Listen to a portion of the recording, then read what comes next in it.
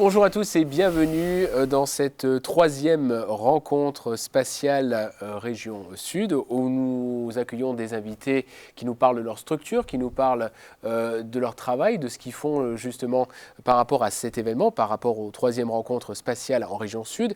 Et aujourd'hui nous accueillons Stéphane Heinrich qui est avec nous, qui représente la société, qui en est même le président, Aérospace Innova, plutôt Innova Aérospace. Oui.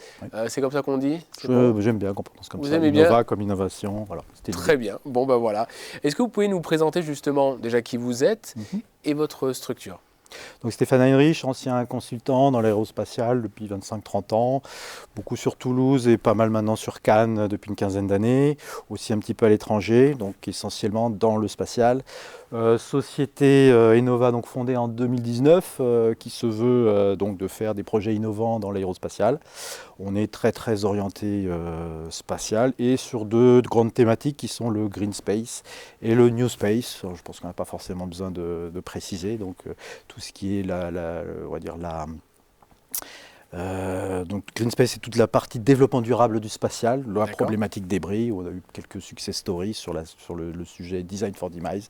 Qu'est-ce qui reste des satellites lorsqu'ils reviennent dans l'atmosphère en orbite basse? Donc beaucoup d'analyses de mission, beaucoup d'analyses de réentrée. Donc c'est un peu ça qui nous a donné un petit peu notre fibre pour développer un projet interne aujourd'hui, orienté pour le New Space de récupération de charges utiles depuis l'orbite. Alors, qu'est-ce qu'il en reste, justement? Il reste souvent des choses comme le réservoir de carburant, qui est souvent une espèce de gros ballon, donc il y a du mal à chauffer parce qu'il se ralentit très vite. Il reste des gros équipements, des éléments, des mécanismes, souvent à base d'acier, les roulements, ces choses-là, c'est des choses qui ont du mal à être digérées, on va dire, par l'atmosphère. Alors, vous êtes localisé à quel endroit? Juste à côté d'ici, voilà, complètement voisin. Donc on dépend anciennement créé à Cannes, donc la Bastide Rouge, on est vraiment à la Bastide, donc à la Pépinière, juste à côté, le bâtiment d'à côté, on va dire. On y est depuis plus de 5 ans, hein. On avait fondé en 2019 et on a tout de suite intégré les locaux là-dedans. Et puis petit à petit, on a pris plus en plus de bureaux. Donc aujourd'hui, on a deux bureaux, de gros ateliers, il y a un bureau plus présentation, visio et démonstration. Alors ça représente du personnel, j'imagine? Oui, alors on a varié entre 5 et 10 personnes. Alors aujourd'hui, on est 5 équivalents temps plein. Il y a beaucoup de gens en apprentissage, en stagiaire durant l'été. Et on va regonfler pour l'année 2025 avec, si possible, des embauches CDI et CDD. Donc a priori 2 à venir prochainement. Bon, vous répondez déjà à d'autres questions, mais on va y revenir d'ici quelques instants. Ouais. À quel niveau de développement vous situez-vous? Alors, il y a incubation, levée de fonds, développement à l'international. Quels sont les thèmes, en tout cas, qui vous concernent pour votre part? Historiquement, on avait commencé un petit peu sur de la prestation. Donc, on a aidé, on faisait du support pour les acteurs émergents du New Space. Travaillé avec Emeria, Sophia, Prométhée en son temps, Share My Space, des sociétés comme ça, pour faire un petit peu de fonds. Depuis 2022, on est vraiment parti sur le projet qu'on appelle BFS, Back from Space, qui est un projet de récupération de service de retour au sol de charge utile orbitale.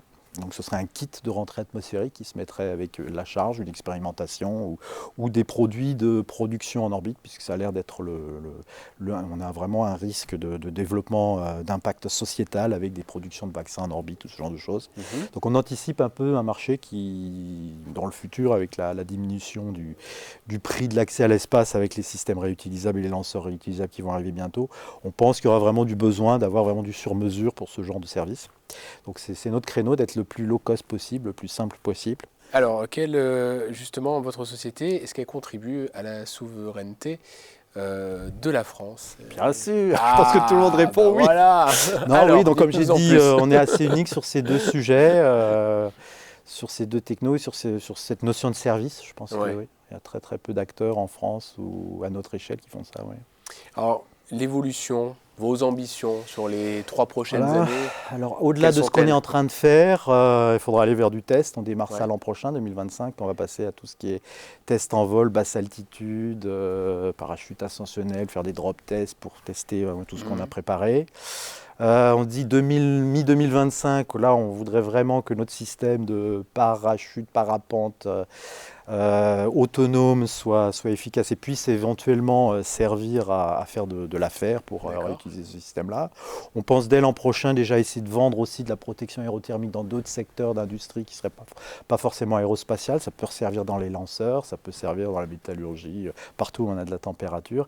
Et 2026, on essaie de se câbler pour avoir une première application orbitale avec un partenaire étranger, on ne va pas trop parler, mais qui pourrait nous emporter à bord, sur une capsule pour faire notre démonstration et nous larguer. Donc 2026 est la date qu'on se donne pour commencer à réfléchir du test orbital, pour de la mise en service et commercialisation vers 2027.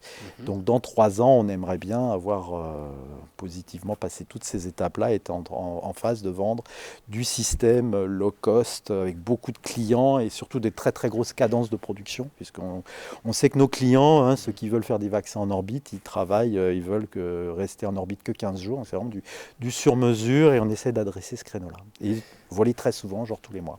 Ah, ça, ben voilà, comme ça, au moins, on a quand même déjà beaucoup d'informations. Pour terminer, si le bon génie de nos sponsors, le CNES et Cannes, vous accordait un vœu, quel serait ce vœu? Je vais peut-être anticiper la réponse. Effectivement. Effectivement, c'est d'ici 3 ans d'avoir tout terminé, tout validé, tout démontré et être avec une clientèle aujourd'hui qui nous assurerait donc ce fonds de roulement. On se base sur une cadence d'environ un produit tous les mois et un lancement tous les mois. Ouais. Très bien. Bon, en tout cas, merci beaucoup Stéphane Heinrich de l'aérospace Innova. C'est ça, hein? Innova Aerospace. Voilà. Space. Merci beaucoup en tout cas d'avoir pris quelques instants pour nous parler de votre activité pour les 3e rencontres spatiales en région sud. Merci beaucoup. Merci à vous. Merci Stéphane.